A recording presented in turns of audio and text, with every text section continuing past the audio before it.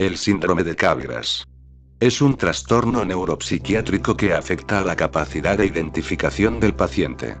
Este cree que una persona, generalmente un familiar, es reemplazado por un impostor idéntico a esa persona, en algunos casos, incluso con mascotas. Esta enfermedad está relacionada con la pérdida del reconocimiento emocional de los rostros familiares. Su causa podría ser una desconexión entre el sistema de reconocimiento visual y la memoria afectiva. Es una de las falsas identificaciones que se han descrito en el 50% de los pacientes con demencia. Puede presentarse de forma aguda, transitoria o crónica. También se han dado casos en los que los pacientes tienen el convencimiento de que el tiempo ha sido distorsionado o sustituido. El delirio ocurre más comúnmente en individuos diagnosticados con esquizofrenia paranoide, pero también se han diagnosticado en lesiones cerebrales. Se presenta normalmente en individuos con una enfermedad neurodegenerativa, particularmente a una edad avanzada. También se han dado casos en los que ocurre en asociación con diabetes, hipotiroidismo y ataques de migrañas. En un caso aislado, el trastorno de Capgras en un sujeto sano fue inducido temporalmente por el consumo de la droga de ketamina. Algunos casos. 1991. Diana era una mujer soltera de 28 años que fue vista para una evaluación en un programa de un hospital de día en preparación para ser dada el alta de un hospital psiquiátrico. Este era su tercer ingreso psiquiátrico en los últimos 5 años. Siempre tímida, Diana se volvió psicótica por primera vez a los 23 años. Siguiendo una examinación por su psiquiatra, empezó a preocuparse de que el doctor hubiese dañado su interior y de que puede que nunca pudiese ser capaz de quedarse embarazada de nuevo. La condición del paciente mejoró con tratamiento neuroléptico, pero se deterioró después del alta porque ella rechazó la medicación.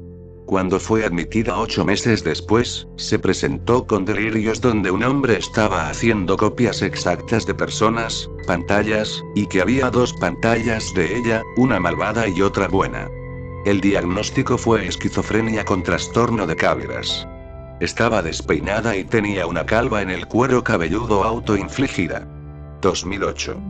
El siguiente caso es un ejemplo del síndrome de Capgras resultante de una enfermedad neurodegenerativa. Fred, un hombre de 59 años con alta cualificación escolar, fue remitido para una evaluación neurológica y neuropsicológica debido a alteraciones cognitivas y del comportamiento. Había trabajado como jefe de una pequeña unidad dedicada a la investigación energética hasta unos meses antes. Su pasado médico y su historia psiquiátrica pasaron sin incidentes. La mujer de Fred informó que unos 15 meses desde el inicio, comenzó a verla como un doble, esas fueron sus palabras. El primer episodio ocurrió un día cuando, después de venir a casa, Fred le preguntó dónde estaba Wilma, su esposa. Para su sorprendente respuesta de que estaba justo ahí, él negó firmemente que ella fuera su esposa, quien él conocía muy bien como la madre de su hijo, y siguió diciendo claramente que ella no era su esposa. Aparte del síndrome de Capgras, su presentación neuropsicológica fue contrastada por alteraciones del lenguaje que sugieren una disfunción ejecutiva frontal. Su discapacidad cognitiva terminó en un severo síndrome frontal. El síndrome de Capgras fue descrito por primera vez en 1923 en Francia por J. Capgras y Regaud-Lachaux, quienes acuñaron el término de la ilusión de los dobles. En el síndrome de Capgras, el paciente cree que una persona cercana a él ha sido sustituida por un doble exacto o impostor, palabras frecuentemente utilizadas por el mismo paciente. La delusión se basa en el hiporreconocimiento de una persona específica. El inicio del síndrome de Capgras se puede dar en cualquier momento de la enfermedad a la que acompaña, predominando el cuadro clínico de este síndrome sobre la enfermedad de base. Existe la delusión de que un impostor ha tomado el lugar de una persona conocida, reconociendo la similitud física entre ambas, aunque recalcando sutiles diferencias entre ambos que permiten al paciente distinguir supuestamente a uno de otro. Violencia. En algunos casos, este falso reconocimiento puede llevar a la violencia en contra de las personas involucradas, incluso llegar a homicidio. Se han encontrado 6 casos detallados de homicidio secundaria a esta patología. 1.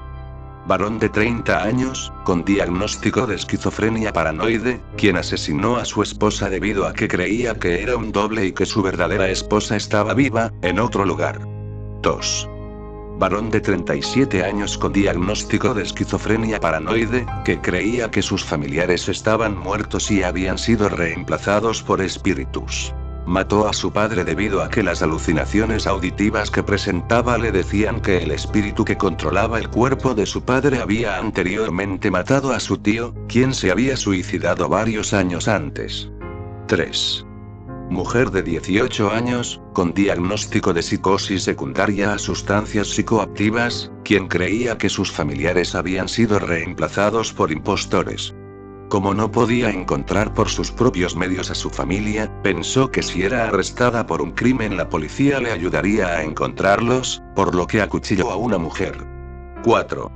Mujer de 47 años, con diagnóstico de esquizofrenia paranoide, tenía múltiples delusiones de cargas referentes a varios familiares, y creía que la señora V, otra paciente del centro psiquiátrico donde estaba internada, había matado a su hija 16 años atrás.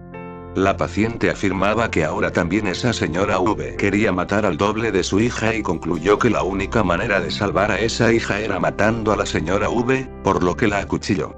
5. Varón de 31 años, con diagnóstico de esquizofrenia paranoide, creía que, desde su nacimiento, su madre había sido reemplazada por un francés. El paciente concluyó que la única manera de salvar a sí mismo y al mundo era matando a este francés, por lo que mató a su madre. 6. Varón de 21 años, con diagnóstico de psicosis sin etiología identificable, creía que el diablo había reemplazado a su madre. Por lo tanto, asesinó a su madre para salvarse a él, a su hermano y al mundo. Los pacientes más susceptibles a agredir a otros presentan las siguientes características. Enfermedad psiquiátrica de base. De presentar esquizofrenia, ser del subtipo paranoide. Episodio psicótico activo. Pacientes en cuya enfermedad de base se encuentra suspicacia, hostilidad, paranoia. Antecedente personal de comportamiento violento, independiente del síndrome de falso reconocimiento delusional. Antecedente de consumo de drogas. Vivir con el impostor. Alucinaciones auditivas imperativas, que ordenan los actos violentos. El impostor es una persona, en lugar de un objeto. No hay un tratamiento específico para el síndrome de Capgras. Debido al gran porcentaje de pacientes con síndrome de Capgras cuya etiología primaria es orgánica, hay que realizar un estudio completo del paciente. Para detectar una enfermedad metabólica de base, habría que realizar las pruebas sanguíneas correspondientes para las enfermedades más frecuentemente asociadas a este síndrome: glucosa, hormonas tiroideas, hormona paratiroidea, dosaje de vitamina B12 y ácido fólico. Finalmente, es importante indagar sobre el uso de medicamentos o abuso de sustancias.